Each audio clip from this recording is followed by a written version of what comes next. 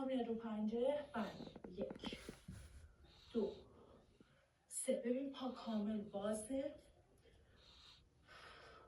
که فشار رو احساس کنیم و 4 ست 20 دقیقه این حرکت فوق‌العاده رو انجامش میدیم که کاملا کشش توی داخل رویمون احساس کنیم.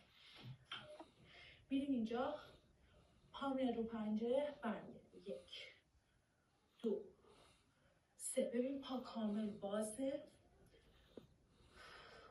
که فشار رو احساس کنیم و 4 ست 20 دقیقه این حرکت فوق‌العاده رو انجامش میدیم که کاملا کشش توی داخل رویمون احساس کنیم. میریم اینجا، پا میاد رو پنجه، بند. 1 2 3. ببین پا کامل بازه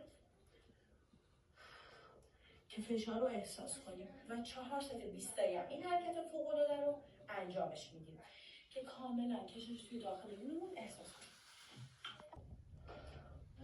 پا رو میذاریم روی سطح بلندتر.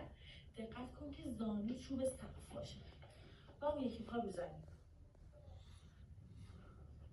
20 ثانیه تو این حالت مکس میکنیم.